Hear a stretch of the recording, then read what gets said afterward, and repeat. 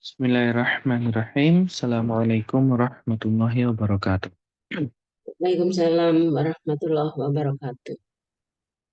Innalhamdulillah nahmaduhu wa nasta'inuhu wa nastaghfiruh wa na'udzu billahi min syururi anfusina wa min sayyiati a'malina. May yahdihillahu fala mudilla lahu wa may yudlil fala hadiya lahu. Asyhadu an la ilaha illallah wahdahu la syarika lahu wa asyhadu anna Muhammadan 'abduhu wa rasuluh.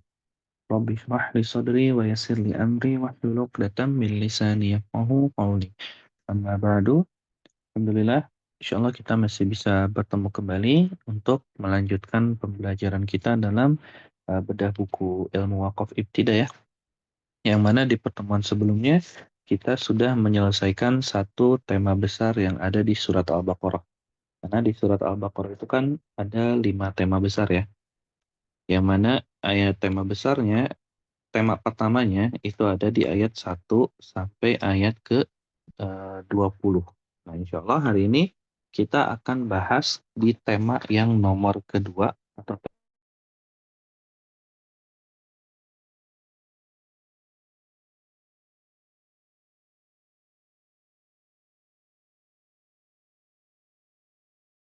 9 ini.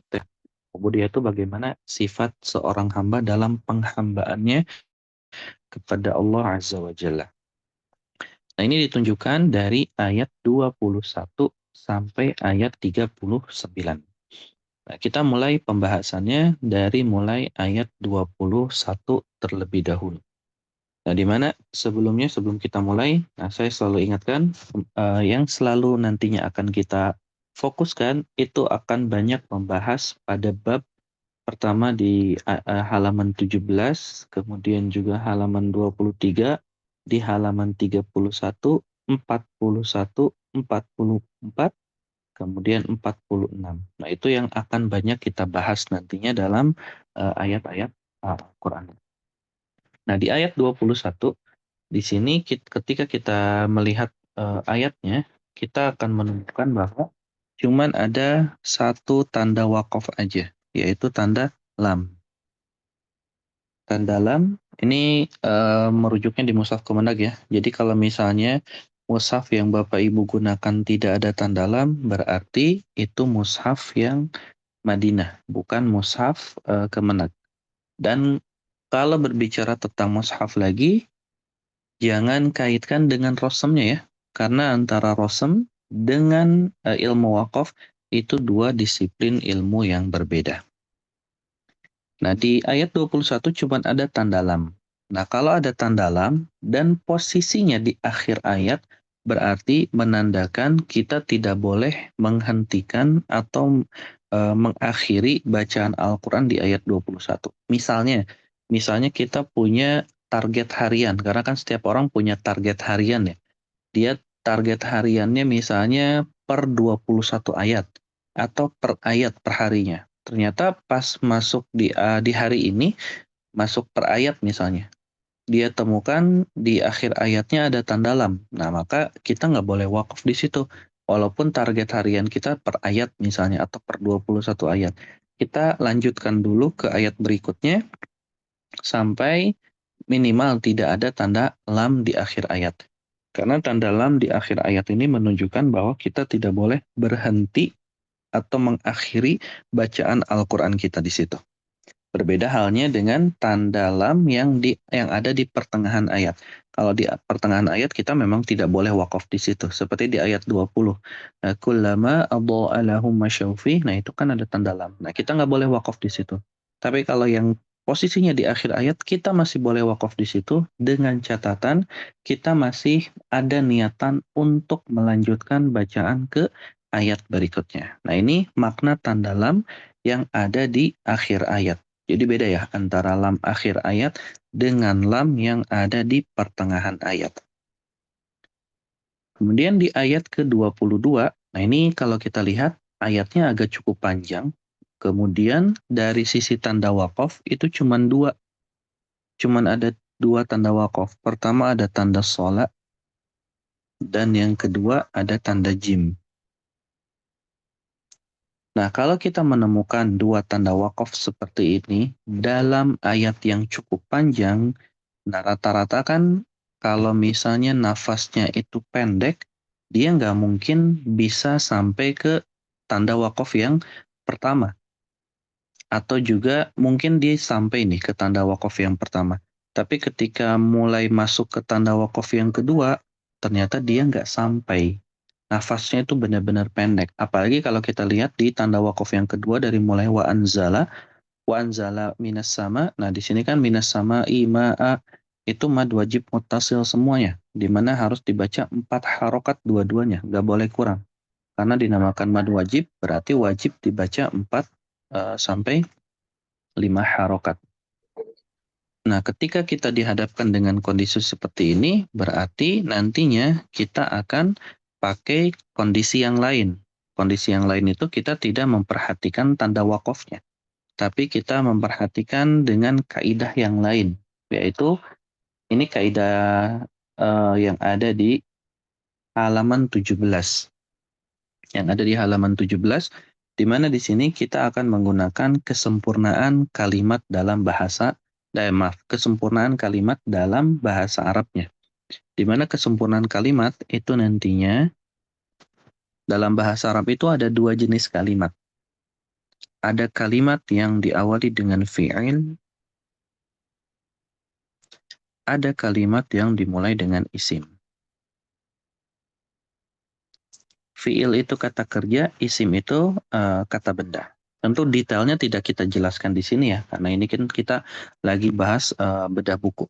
Cuman secara ringkasnya, kalimat dalam bahasa Arab itu ya 2 ini. Ada yang dari fi'il, ada yang dari isim.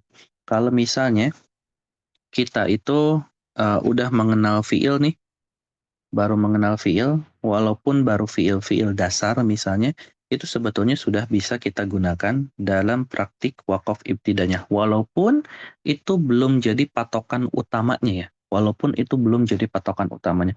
Tapi lebih baik lah, lebih mending daripada kita sembarang dalam ibtidanya. Seenggaknya kalau kita memilih fiil dari sisi kalimatnya mulai benar dulu lah gitu, dalam arti nggak begitu melenceng, nggak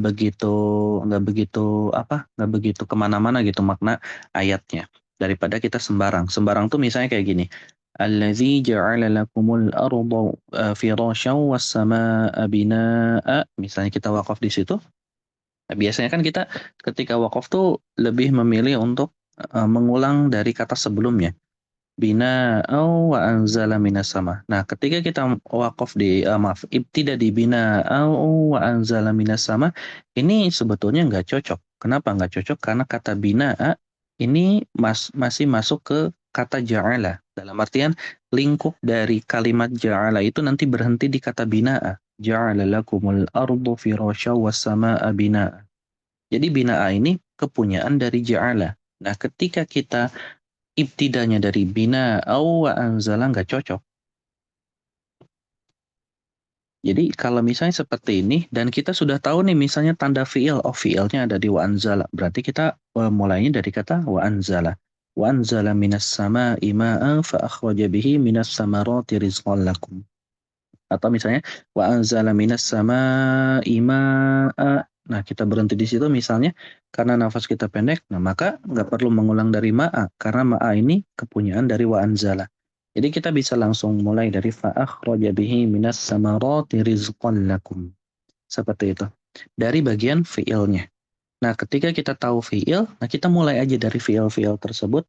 Walaupun tentu nantinya ketika kita belajar ini lebih detail lagi, lebih dalam lagi, nah kita akan menemukan nantinya kondisi-kondisi di mana misalnya eh, fiil itu kan kata kerja ya. Secara asal, maaf, secara asal susunan kalimat dalam bahasa Arab itu kalau misalnya dimulai dari fiil ya, fiil dulu, kata kerja dulu, baru kan nanti subjeknya, baru nanti objeknya. Ini secara dasar ya, secara asal. Contohnya apa? Kalau dalam bahasa Indonesia itu misalnya eh, fiilnya itu makan misalnya, ya, kata kerja itu memakan gitu. Subjeknya siapa? Subjeknya misalnya Budi. Objeknya apa? Objeknya misalnya ikan. Nah, Budi memakan ikan. Nah, ini secara asalnya seperti itu. Tapi dalam bahasa Arab terkadang nih, ada objeknya duluan, baru subjeknya, baru fiilnya.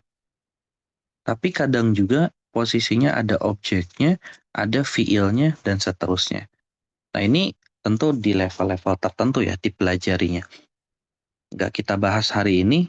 Yang kita bahas hari ini tuh penerapan secara praktisnya itu seperti apa. Jadi ketika kita menemukan fiil, walaupun kita belum begitu tahu nih posisi fiilnya apakah dia di depan atau dia di belakang dan seterusnya, nah, kita abaikan dulu yang itu. Bukan berarti abaikan di sini tuh kita benar-benar nggak perhatikan ya. Karena tentu orang yang udah tahu fiil, dia lagi belajar bahasa Arab nih. Orang yang tahu fiil dia lagi belajar bahasa Arab, yang namanya belajar itu nggak mungkin stop di satu level. Pasti dia lanjut lagi ke level berikutnya. Nah, kalau misalnya di sini Bapak Ibu yang lagi belajar bahasa Arab, dimanapun itu, kemudian nanti lanjut misalnya ke level ilmu nahwu. Nah, nanti kan di ilmu nahwu itu dibahas lebih detail tuh, kayak tadi tentang penyusunan subjek, predikat objeknya, atau fiil, subjek, objeknya. Maka di situ mulai nih terapin bagaimana pemilihan kalimat-kalimatnya. Seperti itu. Jadi kalau misalnya kita tadi balik lagi ya, kita wakaf di bina'a, kemudian lanjut di wa anzala tanpa perlu mengulang di kata bina'a. Atau secara lebih praktisnya lagi, kalau misalnya ada dua kalimat seperti ini, binaan dan wa anzala, di mana satu sebelumnya itu ada tanwin, satunya lagi nggak ada, maka kita pilih yang nggak ada tanwinnya. Apalagi tanwin itu tanwinnya berharokat fathah. Karena tanwin berharokat fathah atau harokat fathah yang sebelumnya ada alif lam itu menunjukkan objeknya. Binaan ini kan tanwin berharokat fathah. Nah, tanwin berharokat fathah ini menunjukkan objek. Objek dari mana? Objek dari kata ja'ala. Kalau misalnya kita udah tahu, oh tanwin atau fathah itu menunjukkan objek, tanwin fathah itu menunjukkan objek, maka kita jangan memulai di situ. Karena kalau seperti itu kan kita nanti malah memasukkan objek A ke objek B nantinya. Jadi kita langsung wa anzala minas sama'i ma'a. Nah, begitupun yang ma'a. Kalau kita lihat nih, ma'a itu kan tanwin juga ya, tanwin fathah. Maka pada saat itu kita tidak memulai lagi dari kata ma'a, tapi langsung mulai dari kata fa'akhroja. Nah, gambaran praktisnya seperti itu yang bisa kita lihat secara kasat mata nih dari kacamata orang awam. Dari kacamata orang awam seperti kita yang belum belajar terlalu dalam bahasa Arab, kita bisa lihat dari harokat-harokatnya. Jadi kalau misalnya ada harokatnya fathah, ada harokatnya tanwin, ada harokat tanwin nih seperti ini, ma'an, ini kan tanwin. Atau dia harokatnya fathah, tapi dengan syarat ada alif lam di awalnya, al-ma'a. Ada alif lam di awalnya. Maka kita jangan pilih di dua bentuk seperti ini. Karena kalau kita milih dari bentuk seperti ini, kita jadi nanti menggabungkan, mencampur adukan objek di kata kerja pertama dengan kata kerja berikutnya. Tentu ini nanti maknanya agak jadi rancu ya.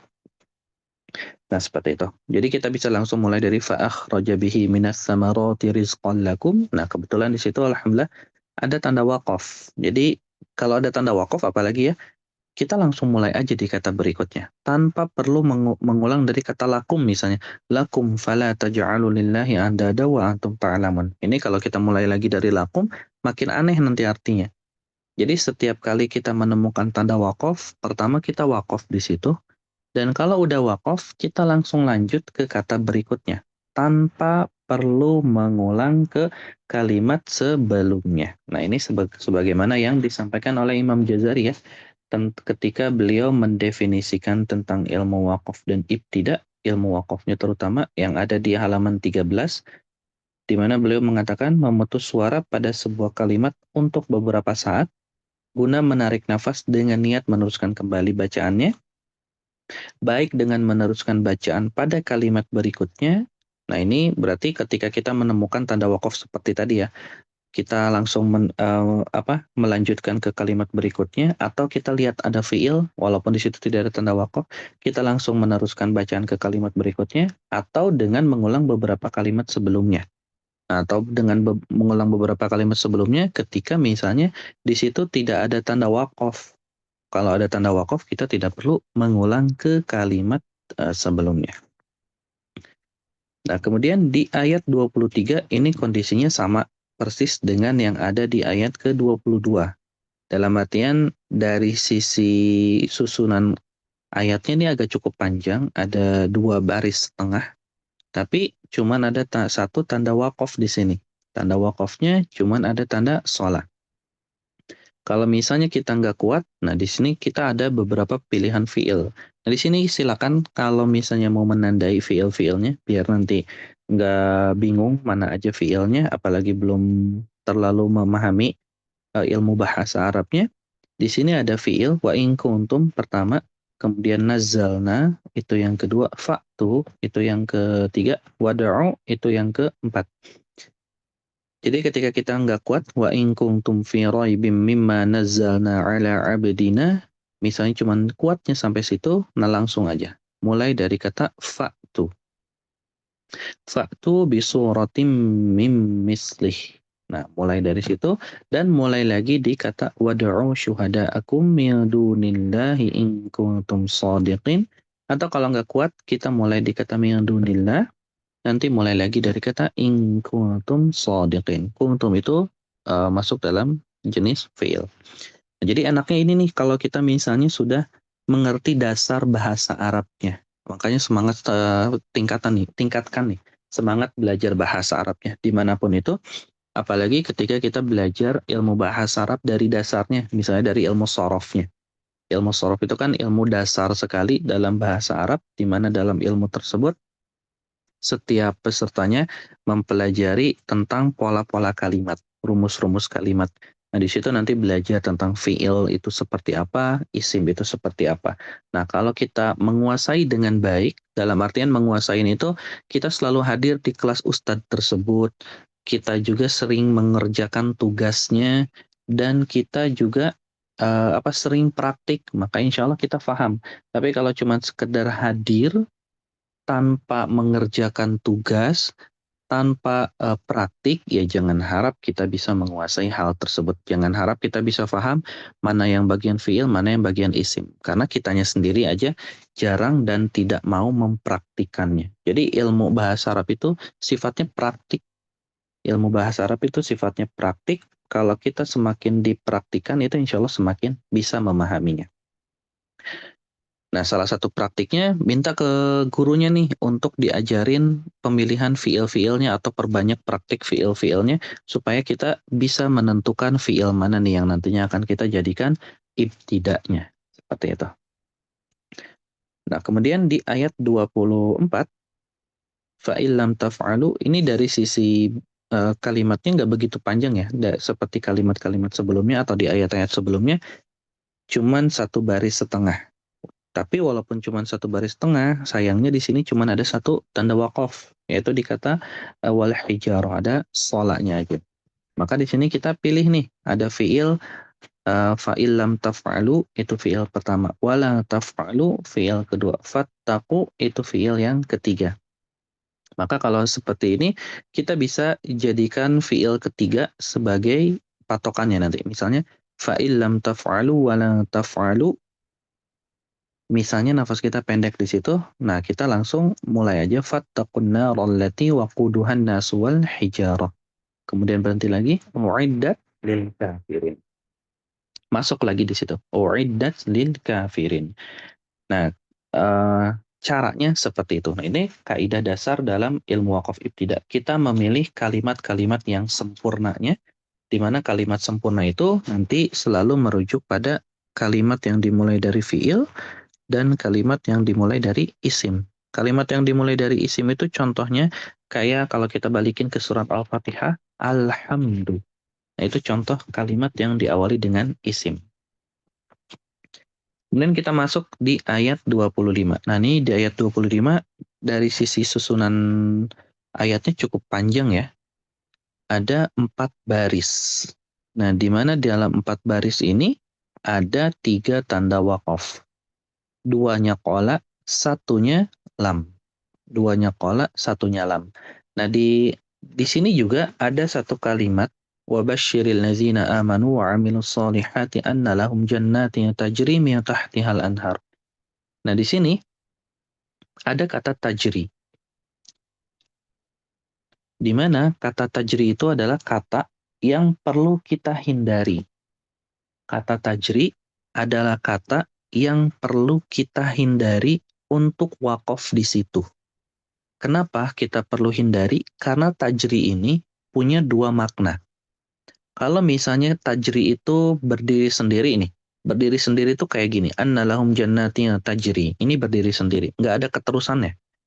Maka ketika tajrinya kita potong di situ, artinya jadi berlari. Artinya jadi berlari. Jadi nantinya malah annalahum jannatin tajri, dia mendapatkan surga-surga yang berlari. Nah, ini kan jadi aneh ya, jadi rancu. Makanya ketika kita menemukan kata tajri, kita jangan wakaf di situ. Jangan wakaf di kata tajrinya. Jadi kita harus sambungin tajri min tahtihal anhar. Nah, ketika tajrinya lanjut ke min tahtihal anhar, maka pada saat itu tajrinya mempunyai makna mengalir di bawahnya sungai-sungai. Terus gimana cara kita wakafnya kalau misalnya nafas kita pendek? Kita bisa berhenti di wabashshiril ladzina amanu wa 'amilus sholihat. Wakaf aja di situ karena nafas kita pendek. Kalau misalnya nafas kita agak panjang sedikit, kita mulai lagi dari wa 'amilus sholihat, dari fiil nih, wa 'amilus sholihat.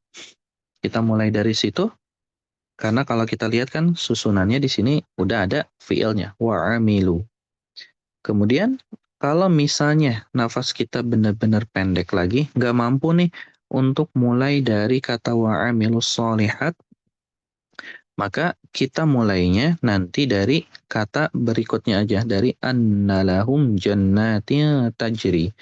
Annalahum, nah anna tuh nantinya di sini jadi kalimat yang isimnya. Nah itu kan tadi uh, ada kalimat yang diawali dengan fiil, ada juga kalimat yang diawali dengan isim. Nah, dari tadi kan kita ketemunya kalimat-kalimat yang diawali dengan fiil. Nah, sekarang kita temuin nih kalimat yang diawali dengan isim di kata anna. Jadi langsung aja anna lahum jannatin tajri min tahtihal anhar. Nah, seperti itu. Jadi, walaupun nafas kita pendek, kita tidak perlu memaksakan sampai ke kata yang anhar. Kalau bisa, alhamdulillah. Kalau bisa, alhamdulillah. Tapi dengan catatan pertama setiap huruf dibaca dengan baik semuanya. Karena kadang ada orang yang memaksakan baca sampai akhir tanda waqaf, tapi dia tidak memperhatikan setiap pengucapan hurufnya. Jadi makhrajnya itu nggak diperhatikan.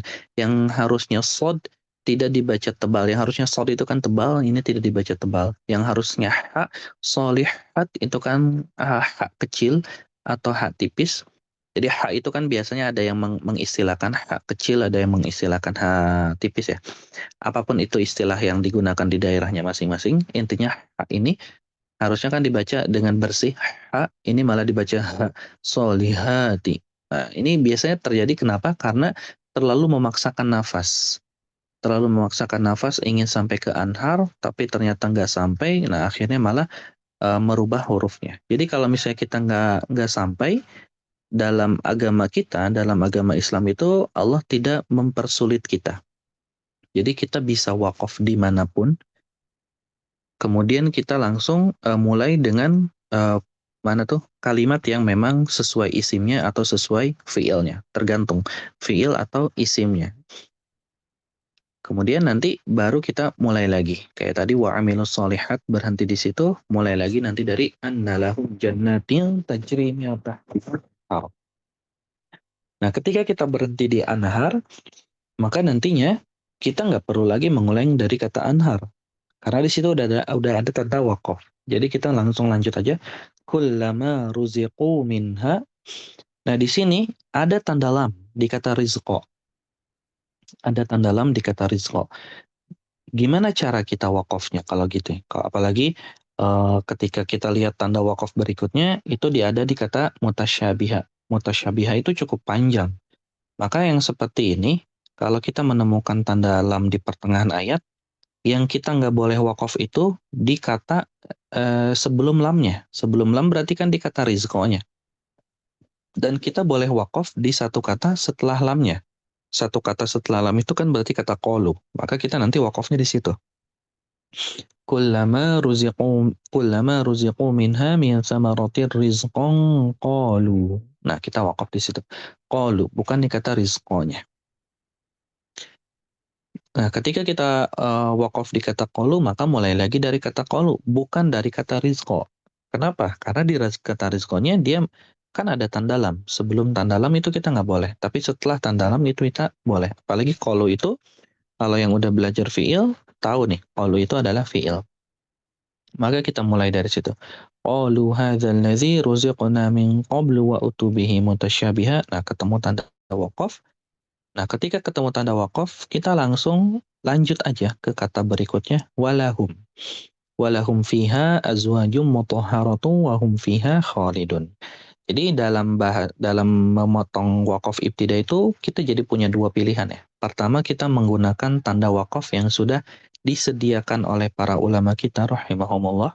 Yang kedua, kalau kita nggak sampai nafasnya, maka kita gunakan kaidah fiil dan isim. Bagi yang sudah belajar bahasa Arab, kaidah fiil dan isim. Memilih mana yang fiil, kalau kita baru belajar di ilmu sorofnya, kalau udah tahu ilmu nahunya ya berarti kita pilih bagian isim-isimnya. Kalau udah belajar ilmu nahu, tentu tahu isim mana yang perlu dijadikan tanda ibtida ya, tentu tahu. Tapi kalau kita misalnya cuman sekedar atau cuman sebatas tahu, oh isim itu tandanya alif lam, maka jangan diterapkan. Kenapa? Karena kita belum menguasai dengan betul nih, apa syarat kalimat yang diisim itu boleh dijadikan ibtidah. Makanya tadi saya sampaikan, kalau yang udah belajar nahwu, pasti tahu isim seperti apa yang boleh dijadikan ibtidah. Seperti itu ya. Jadi kalau kita cuman baru tahu, oh isim itu ditandai dengan alif lam, dengan tanwin, dengan kasroh, nah jangan jadikan patokan di situ. Karena ada syarat-syarat tertentu yang itu dijelaskan dalam ilmu nahwu nantinya. Nah kita masuk ke ayat berikutnya, di ayat 26. Nah ayat 26 ini pertama ayatnya cukup panjang sekali. Ada sampai 4 baris setengah. Dan di sini cuman ada beberapa tanda wakaf. Ada tanda kolanya ada 2, kemudian jim, kemudian mim, kemudian lam. Lamnya posisinya ada di akhir ayat. Nah yang di pertama, innallaha la yastahi ayyadriba masalan ma ba'udatan fama fawqaha. Di sini ada tanda qola. Nah kalau ada tanda qola, mau dia panjang ataupun dia pendek, ikutin aja. Walaupun misalnya nafas kita masih agak panjang nih. Kenapa? Karena para ulama ketika menyimpan tanda wakaf, beliau itu tidak sembarang dalam menentukan tanda wakaf. Jadi kita sebagai orang awam yang belum terlalu menguasai dengan baik ilmu tersebut atau ilmu wakafnya, nah kita pilih aja tanda-tanda wakaf tersebut. Jangan kita lanjutin, tapi ketika dilanjutin malah jadinya nggak sesuai gitu dengan kaidah-kaidah wakaf atau sembarang gitu nantinya ketika memilih wakaf ibtidanya. Jadi kita pilih aja sesuai dengan yang sudah para ulama kita rahimahumullah itu pilihkan. Kita wakaf di situ, di fauqaha, kemudian langsung lanjut. Nah, sekali lagi ya, kalau ada tanda wakaf, kita nggak perlu mengulang di kata sebelumnya. Kita bisa langsung lanjut di kata setelahnya, fa'amma. Tanpa perlu mengulang fauqaha. Fa'ammal ladzina amanu. Kita langsung lanjut aja. Fa'ammal ladzina amanu faya'lamuna annahul haqqu mir rabbihim. Nah, di sini kita menemukan tanda wakaf lagi. Jadi kita wakaf lagi di situ. Wakaf lagi di situ, dan kalau wakaf lagi di situ, kita langsung lanjut ke kalimat berikutnya. Jadi setiap kali melihat tanda wakaf ya, kita lihat tanda wakaf, kita wakaf di situ, dan kita langsung lanjut ke kalimat berikutnya. Tapi kalau misalnya kita tidak menemukan tanda wakaf, kemudian kita wakaf, nah maka nanti pilihannya ada di sini nih, ada di isim dan fiil ini. Kalau kita udah tahu fiil ya berarti cari fiilnya. Kalau kita udah lebih mengetahui keilmuannya nih lebih dalam lagi. Misalnya kita udah sampai pembahasan ilmu nahwu, berarti kita cari juga bagian isimnya. Mana yang isim yang perlu kita jadikan ibtida, mana yang paling mendekati. Nah, kita pilih yang itu. Kemudian di ayat kedua lanjutnya wa ammal ladzina kafaru fayaquluna madza aradallahu bihadza matala. Ini agak cukup panjang nih, beda dengan yang sebelumnya. Nah, kalau seperti ini kita bisa menggunakan kaidah fiil ini. Wa ammal ladzina kafaru fayaqulun, misalnya kita waqaf di situ, kemudian kita ulang lagi dari kata fayaqulun, fayaquluna madza aradallahu bihadza masala. Kenapa dari fayaqulun? Karena fayaqulun itu fiil. Kita mulai dari situ. Fayaquluna madza aradallahu bihadza masala. Nah, di sini ada tanda mim. Kalau ada tanda mim berarti wajib untuk berhenti. Kalau ada tanda mim itu wajib untuk berhenti. Jangan kita lanjutkan gitu. Berhenti aja di kata masalah. Kemudian lanjut lagi. Nah, di sini agak pendek ya ketika menemukan tanda wakaf berikutnya. Yudhillu bihi katsira wa yahdi bihi katsira. Wakaf di situ langsung lanjut lagi. Wa ma yudhillu bihi illal fasiqin. Nah, di sini lihat ada tanda lam. Kalau ada tanda lam berarti apalagi posisinya di akhir ayat, catatannya kita nggak boleh berhenti atau kita nggak boleh menyelesaikan bacaan Al-Quran di situ. Jangan langsung menutup Qurannya, tapi kita lanjutkan dulu ke kalimat-kalimat atau ke ayat berikutnya. Langsung masuk ke ayat 27. Jadi minimal satu ayat dulu, atau kalau misalnya kita pengen lebih lengkapnya, kita cari tanda ain, atau kita juga nanti cari tanda tanda qola, itu jauh lebih aman daripada kita berhenti di tanda lam. Nah, kemudian di ayat 27, kalau kita lihat di sini ada dua tanda wakaf aja. Ada tanda sholat, ada juga tanda qola. Ada dua nih, sholat dan qola. Sedangkan posisi ayatnya agak cukup panjang, terutama dari wayaqta'un. Kalau yang allazi ini agak cukup pendek nih, nyampe ke sholanya. Allazina yanquduna ahdallahi min ba'di misaqih. Nah, kita wakaf di situ, langsung lanjut aja ke kata berikutnya. Wa yaqta'una ma amarallahu bihi ayyusala wa yufsiduna fil ard. Nah, di sini sebetulnya cukup panjang ya, walaupun nggak sampai satu baris. Kenapa bisa cukup panjang? Pertama, ma di situ harus dibaca mad jaiz munfasil 4 sampai 5 harokat. Bihi itu juga sama, harus dibaca 4 sampai 5 harokat. Di situ ada idgham bi gunnah, harus ditahan agak cukup lama. Wa yufsiduna fil ard. Jadi cukup banyak nih mat di sini, ada yang 2 harokat, ada yang lebih dari itu, ada juga idgham yang harus kita tahan. Maka kalau posisinya seperti ini, nah berarti balik lagi ke kaidah fi'il atau isim. Wa yaqta'una ma amarallahu bihi ayyusal. Nah, kita waqaf di situ. Ayyusal. Nah, kemudian kita langsung lanjut aja di kata berikutnya. Wa yufsiduna fil ard. Waqaf lagi karena ada tanda qala. Ulaika humul khasirun. Ulaika humul khasirun. Langsung lanjut ke kata berikutnya. Kemudian di ayat ke-28. Nah, di sini nih, di ayat 28. Ini yang pekan lalu akan kita jelaskan ya. Ada perbedaan makna waw. Di mana tidak semua waw itu mempunyai makna dan. Nah, salah satunya kita temukan di ayat ini. Di ayat ke-28.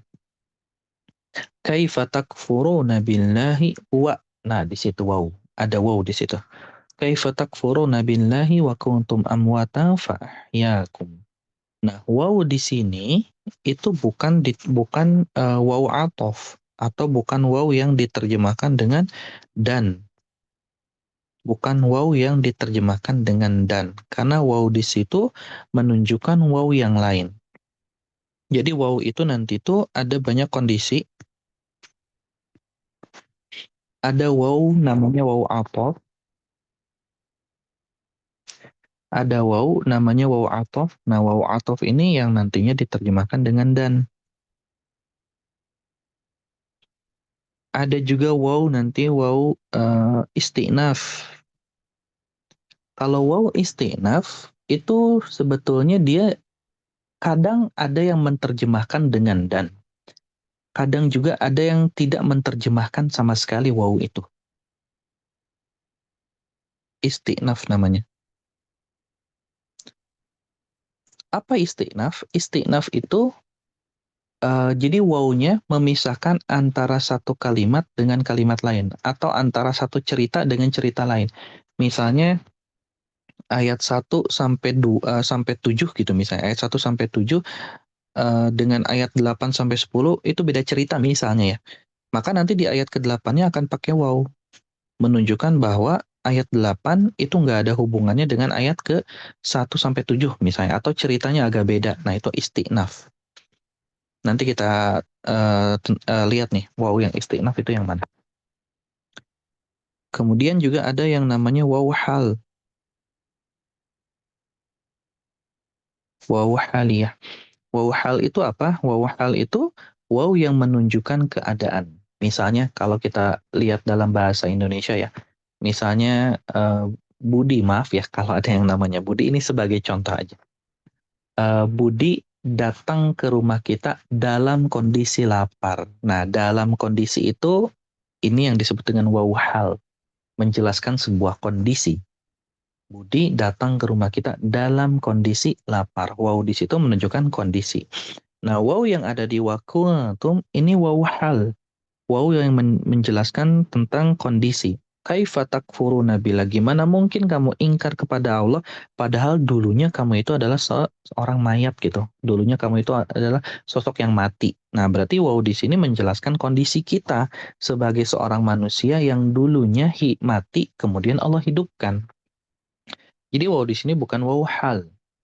Waw di sini bukan waw hal. Nah, ini juga salah satu hal yang ingin saya tekankan karena biasanya nih ada yang baru lulus, misalnya ada katakanlah bahasa Arab itu misal karena di beberapa lembaga biasanya memberikan sebuah level-level jenjang gitu.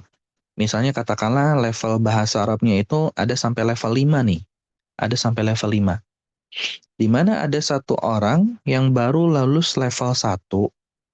Nah, level 1 ini dia mau masuk ke level 2. Tapi dia udah pengen ngajar. Saya pengen ngajar supaya si bahasa Arabnya bisa semakin baik. Itu sebetulnya nggak masalah selama dia mengajarkan sesuai levelnya. Cuman yang disayangkan ada banyak yang baru level 1 ingin mencoba ngajar tapi dia mengkoreksi semua susunan bahasa Arab seolah-olah sudah lulus level 5.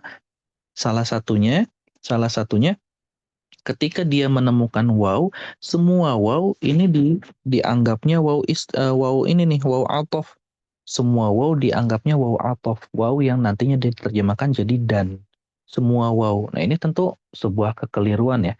Jadi saya menasehatkan nih kalau misalnya kita baru belajar misalnya tadi sampai level 5 baru selesai di level 1 misalnya dan mau lanjut ke level 2, maka kalau misalnya kita pun pengen mengajarkan hal tersebut, nah kita lihat aja materi yang ada di level 1. Misalnya level satunya kita diajari apa aja sih? Ya udah ajarin yang di level itu aja. Jangan kita kemana-mana. Jangan kita apa tuh? Jangan kita mengoreksi ke hal-hal yang memang bukan saatnya atau belum saatnya kita jelaskan hal tersebut kepada orang lain. Karena dalam bahasa Arab itu ya seperti ini, ada waw yang nantinya atof, ada waw yang istinaf, ada yang waw yang hal. Di mana ketiga hal ini tuh nanti mempengaruhi dari sisi maknanya. Seperti itu. Nah, yang wa kaifa takfuruna billahi wa kuntum di sini menunjukkan waw hal. Makanya kalau kita lihat terjemahan, bagaimana kamu ingkar kepada Allah? Nih, setelahnya apa? Padahal, bukan dan, tapi padahal. Padahal kamu tadinya mati lalu Allah menghidupkan kamu. Jadi tidak setiap waw itu menunjukkan makna dan.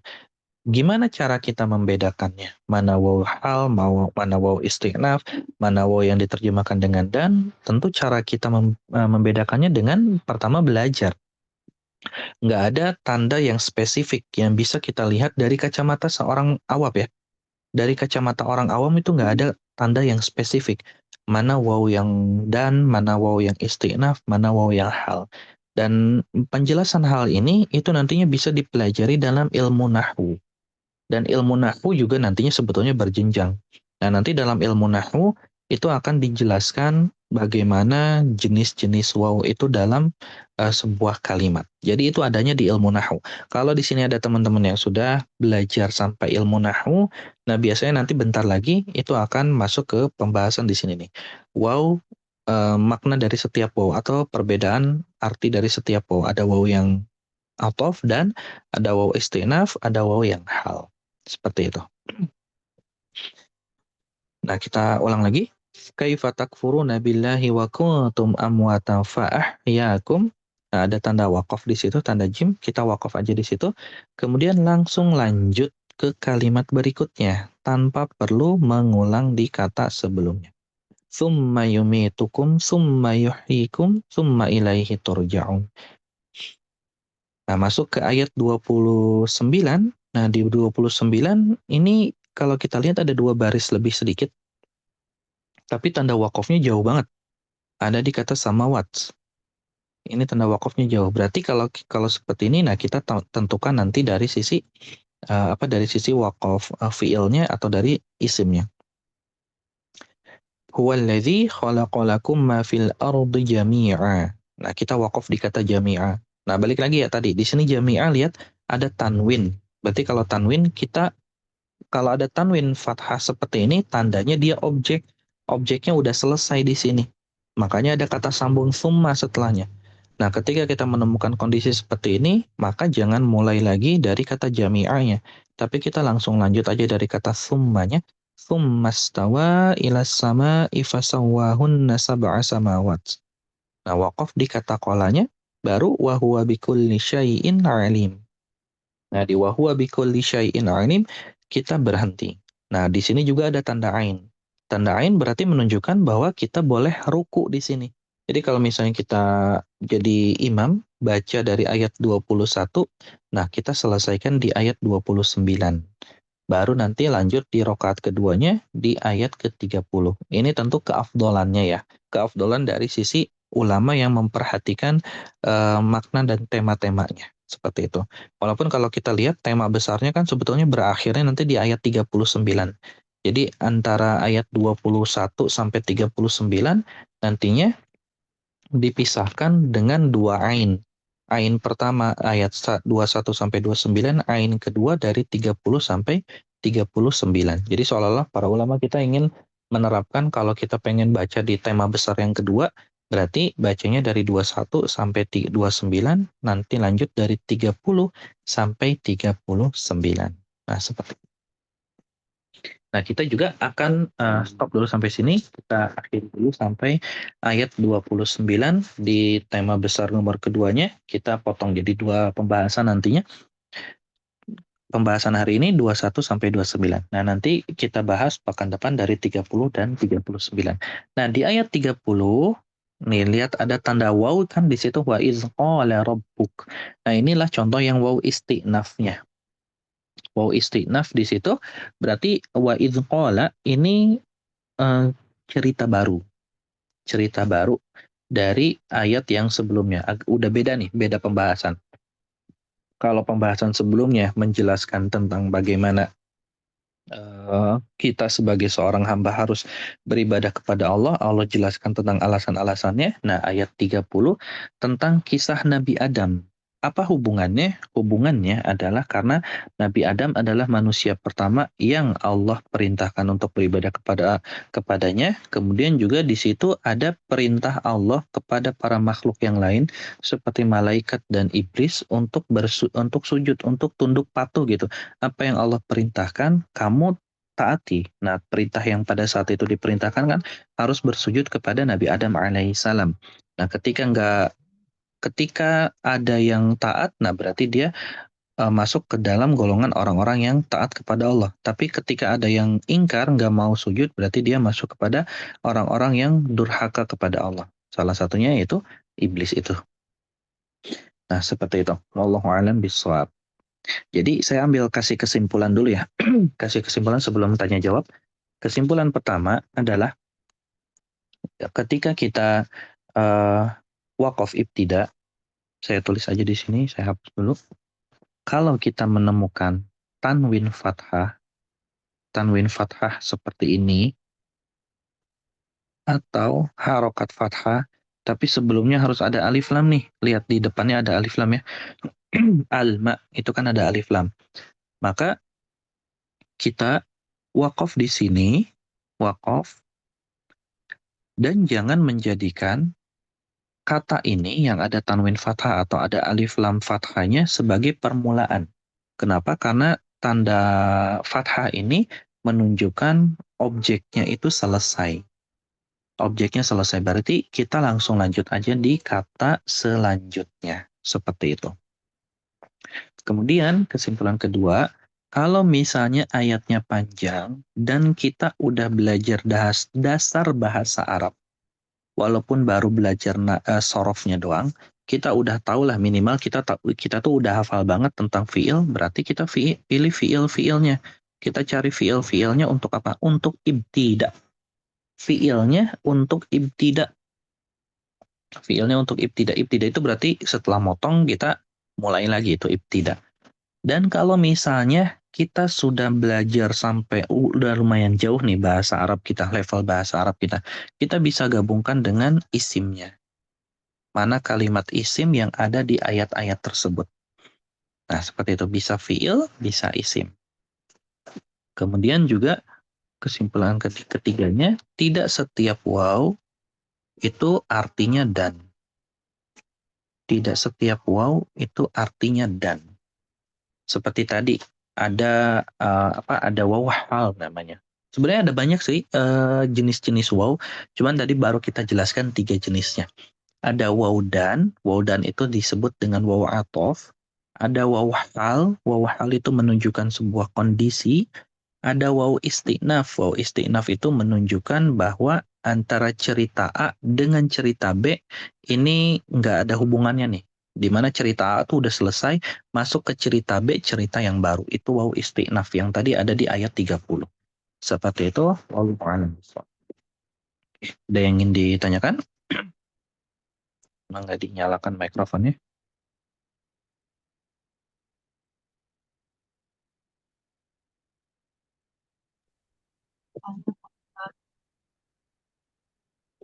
Ustaz tanya, Ibu, punten, suaranya agak kecil nih. mau mau tanya Pak Ustaz. Iya, Ibu silakan. Ya, terima kasih Pak Ustaz. Dari kesimpulan yang Pak Ustaz sampaikan tadi, artinya ya sedikit banyak alhamdulillah bisa memahami gitu.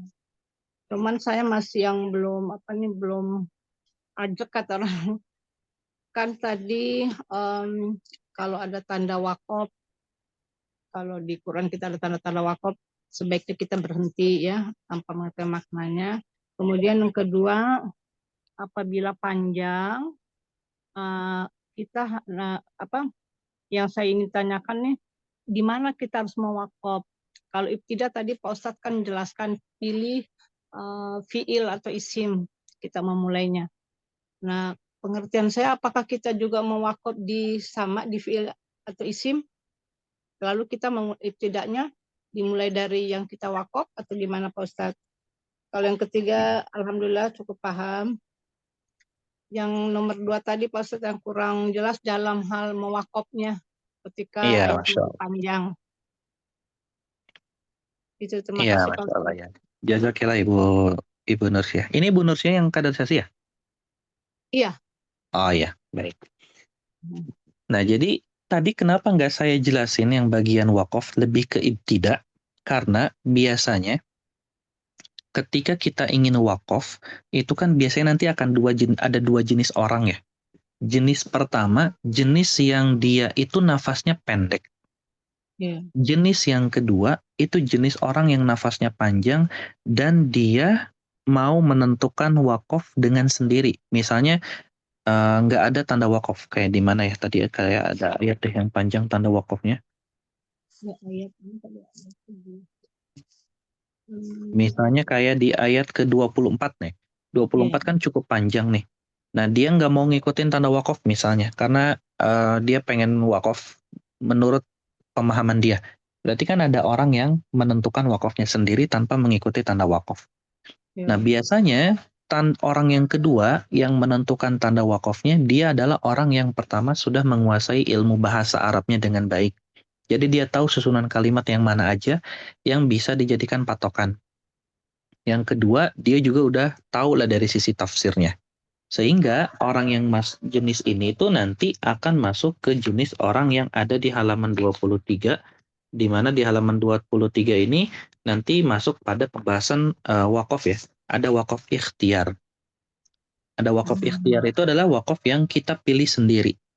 Nanti ada wakaf tam, kafi, hasan, dan qabih. Nah, berarti orang yang memilih itu adalah memilih dengan sadar dia mau wakaf di mana. Cuman orang yang jenis ini tuh adalah cukup jarang nih. Cukup jarang ada orang yang seperti ini. Kecuali dia memang sudah menguasai dengan baik penguasaan ilmunya. Nah, rata-rata biasanya orang wakaf itu adalah orang yang kondisi pertama, nafasnya pendek. Jadi dia wakaf di sembarang tempat pertama, karena pertama nafasnya pendek dan dia nggak tahu ilmunya. Nah, karena rata-rata orang Indonesia khususnya wakafnya biasanya mengandalkan nafas, berarti kan nanti masuk pada wakaf idtiror, mau dimanapun itu bebas, selama nanti kita pertama ibtidaknya menyesuaikan dengan yang tadi fiilnya, isimnya, dan seterusnya. Tapi kalau misalnya kita sudah belajar nih ilmunya, dan qadarullah ketika baca nafas kita habis, maka sebetulnya nanti tetap kembali ke kaidah fiil dan isimnya. Kita wakaf sesuai fiilnya atau wakaf sesuai isimnya. Misalnya kayak tadi, kalau ada tanda tanwin fathah atau tanda alif lam fathah, berarti kita wakaf di situ karena kita tahu oh di situ kalimatnya udah selesai nih misalnya. Seperti itu. Jadi dalam konsepnya itu sebetulnya sama-sama aja. Kita tetap memilih mana yang kalimatnya sudah sesuai atau sudah selesai. Cuman kenapa nggak tadi saya bahas? Karena rata-rata kan belum belajar terlalu dalam bahasa Arabnya. Seperti itu. Allah. Saya ulang dikit lagi ya Pak Ustadz, ya Iya, makin paham. Jadi tadi kalau seandainya tadi dapat itu yang fathah atau yang ada alif lam, awalnya kita lebih baik berhenti di situ. iya, Ini yang saya pahami ya Ustadz, nanti mohon dikoreksi terus yang dari apa yang Pak Ustadz terangkan. Lalu kemudian kita bisa mewakaf sesudahnya, begitu ya Pak Ustadz, sesudah yang tadi yang ada fathah sama alif alif lam. lam, ya. Kemudian kalau yang kedua tadi, misalkan karena nafas, kita berhenti aja nih di mana dengan mengandalkan kaidah wakaf. Terus tapi tidak ada unsuran tadi, berarti saya harus mengulang ke belakang. Begitu Pak Ustadz. Iya, betul. Cari fiilnya. Cari fiilnya. Iya. Makasih Pak Ustadz. Tapi kalau ada di depan yang tadi, terus ada kata summa, ada kata itu, saya harus mulai dari depan. Iya, betul. Karena dia ada Oh, kata sambung. iya, iya, iya. Makasih Pak Ustadz. Sudah Pak Sama-sama. Ustadz. Ya. Afwan Ustadz, izin bertanya, boleh? Iya, Ibu, silakan. Afwan nih saya baru ikutan kajian ini, takutnya saya terlambat dan penjelasannya saya terlewat. Ini saya bertanya tentang surat Al-Fatihah. Nah, surat Al-Fatihah itu yang akhir itu kan siratal ladzina an'amta 'alaihim ghairil maghdubi 'alaihim sampai akhir gitu ya. Nah, itu kan tidak ada wakaf ya Tat ya. Tidak ada wakaf. Maksudnya ada di beberapa Al-Qur'an yang di ayat terakhir itu tidak ada wakof. Nah, kemudian di tempat tahsin saya itu mengatakan kalau misalkan wakofnya itu boleh di alaihim yang kedua, kan ada alaihim ada dua kan gitu kan, siratal Iya. ladzina an'amta alaihim ghairil maghdubi alaihim. Nah itu berhenti di situ, betul. Kemudian baru tidak lagi dari ghairil maghdubi. Nah itu betul apa salah Ustaz? Takutnya itu pendapat dari mananya, takut saya salah gitu Ustaz. Bentar. Iya, jadi untuk yang Al-Fatihah ini sebetulnya saya hapus dulu ya. Nah, jadi di Al-Fatihah itu ketika kita lihat di mushaf kemendak kita ada tanda lam di alaihim yang pertama. Di mana berarti kalau kita merujuk ke mushaf kemendak yang kita gunakan, kita nggak boleh wakaf di alaihim yang pertama. Tapi kita boleh wakaf di alaihim yang kedua. Ini salah satu kalau kita pengen lihat pendapat kontemporernya, salah satunya pendapatnya Syekh Aiman Suwaid hafizahullah. Di mana beliau menekankan kalau kita wakaf lebih baik wakafnya di kata alaihim yang kedua. Karena dari sisi maknanya, dari sisi penyusunan kalimatnya itu jauh lebih afdol di alaihim yang kedua. Sama persis seperti yang tadi Ustadz dan Ustazah yang Ibu pelajari dari beliau-beliau ini mengajarkannya. Wakaf di alaihim yang kedua. Nah, kemudian juga ini pendapat yang bisa Ibu juga terapkan, silakan. Kemudian juga kalau misalnya nih nafas kita tuh pendek sekali misalnya nafas kita pendek, kita juga nggak sanggup gitu untuk sebentar. Kita juga nggak sanggup untuk misalnya melanjutkan ke wakaf ke alaihim yang kedua misalnya karena nafasnya pendek, kemudian juga ayatnya terlalu panjang, maka di sini kita nggak apa-apa untuk wakaf di kata alaihim yang kedua yang pertama. Nantinya di sininya merujuk ke siapa? Ke ulama yang lain. Ulama seperti apa? Ada Imam Al-Anbari, ada Imam Ad-Dani, di mana Imam Al-Anbari dan Ad-Dani, kemudian juga ada Imam Al-Ja'bari, kemudian juga ada Imam Al-Ashmuni, di mana beliau ini berpendapat kita boleh wakaf di situ. Kalau misalnya nafas kita pendek, misalnya kita nafasnya pendek, terus kitanya gundah gitu. Sedangkan guru kita tuh misalnya bilangnya di alaihim yang kedua. Tapi dari satu sisi nafas kita nggak sampai. Nah, maka kita nggak apa-apa. Kita ngerujuk ke pendapat yang lain bahwa di situ kita boleh wakaf. Oh gitu Seperti ya. itu. Berarti Iya. boleh di alaihim yang pertama gitu ya Tati ya. Iya. Oke. Kalau yang kedua tadi pendapat siapa Ustaz? Apa? Syekh Aiman Suwaid. Syekh Aiman Ustaz. Oke, syukran. Jazakallah khair.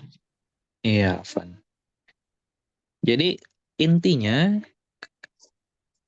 saya ngerujuk ke kalimatnya Imam Jazari ya, rahimahullah, di mana beliau mengatakan pada hakikatnya itu tidak ada wakaf yang sifatnya wajib. Tidak ada wakaf yang sifatnya wajib. Wajib itu seperti apa? Misalnya ada tanda lam nih, ada tanda lam. Itu sebetulnya tidak wajib kita ikutin juga. Mau kita ikutin ya silahkan. Mau nggak kita ikuti juga nggak apa-apa. Tapi dengan catatan kita tahu alasan kenapa kita nggak mengikutinya. Dengan alasan kita tahu kita kenapa nggak mengikuti hal tersebut. Misalnya ketika kita bandingkan, oh ada perkataan ulama A, perkataan ulama B, dan ulama-ulama lainnya. Ketika kita lihat perkataannya ternyata kita tuh lebih condong ke perkataan ulama B misalnya. Yang dia itu membolehkan wakaf. Ya, berarti kita nggak apa-apa wakaf di situ. Tapi kalau misalnya kita lebih condong ke ulama yang lain, nah berarti kita ikuti perkataan tersebut. Dan kalau misalnya kita belum mampu untuk menelaah perkataan-perkataan para ulama dan alasan-alasan para ulama, maka apa yang perlu kita lakukan? Nah, kita ikuti tanda yang digunakan dalam mushafnya. Kalau misalnya kita menggunakan mushaf Kemenag, nah berarti kita mengikuti pendapatnya Imam subhanallah, saya lupa ya namanya. Kita ikuti Imam As-Sajawandi. Kalau kita menggunakan mushaf Kemenag, berarti kita menggunakan pendapatnya Imam As-Sajawandi. Kalau kita menggunakan mushaf Madinah, berarti kita menggunakan pendapatnya Imam Al-Mukhallalati.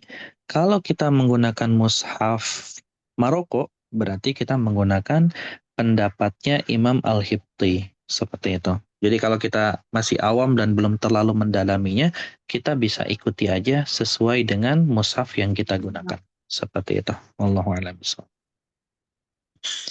Oke, kalau nggak ada lagi, kita akhiri dulu dengan doa kafaratul majlis. Subhanakallahumma wa bihamdik, nasyhadu an la ilaha illa anta, nastaghfiruka wa natubu ilaik. Assalamualaikum warahmatullahi wabarakatuh. Waalaikumsalam Waalaikumsalam warahmatullahi wabarakatuh. Terima kasih Ustaz. Jazakallahu khairan. Waalaikumsalam warahmatullahi wabarakatuh.